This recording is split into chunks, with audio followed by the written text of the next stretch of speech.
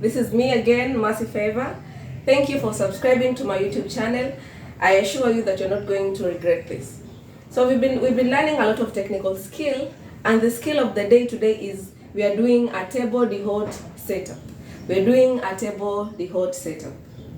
So first things first, before you set your table, you need to have a table that is stable, not wobbling. You need to have your linen well laid on the table and your slip cloth. And you also need your table accompaniments at the center of the table. As we all know that regardless of the type of setup, we always have to have our table accompaniments at the center of the table. So the first thing that you need on your table is your flower vessel. Flower vessel with fresh flowers and with water inside. And then the second thing we need to have is a table number for identification purposes of the table. The third thing that we need to have is an ashtray. An ashtray is used by smokers to put in stubs in it. And then the fourth thing that we need to have on the table is our cruet sets. One cruet set is for pepper and another one for salt, just for seasoning purposes. We also need to have bottled ketchups, one for chili sauce and another one for tomato sauce. And if you have bread roll as part of the menu, then definitely we'll have a butter dish at the center of the table. Now, now when we're doing table d'hôte setup, definitely the rules have to apply. We have to start from the inside part of the cover, going towards the outwards. Number two, we need to ensure that it's an inch away from the table. So we'll begin.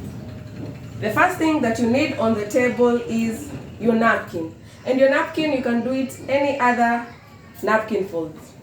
There are so many types of napkin folds, so you put it at the center of the table. After that, the first thing on the table, the first cutlery that is on the table is the joint knife. So the first thing we put is a joint knife at the right hand side of the guest, and a joint fork at the left hand side of the guest. Remember, we've said we start from the inside one going towards the outside. So we have done our joint knife and our joint fork. So the second thing that we're going to put on the table is our fish knife. So our fish knife at the right and our fish knife at the left. When you're setting your table, your cutlery, ensure that you don't handle it at the base. Always handle it from the back so that you don't contaminate it. And then the third thing that we're going to place on the table is our soup spoon. And then we put the dessert covers. The dessert covers, normally the fork faces towards the right side of the guest. Let me create more space here. Okay. So we have our dessert fork facing the right side, and then our dessert spoon facing on the left side of the guest. So these are our dessert covers. So we have our joint knife, our joint fork, fish knife, fish fork, soup spoon, dessert fork, and dessert spoon. But that's not all.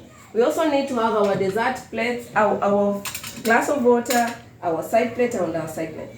So at the right hand side of the guest, at the tip of the joint knife, we have our glass. And then on the left hand side of the guest, we have our side plate. And if you're having wine in the menu, then you can always place a wine glass just next to the water glass.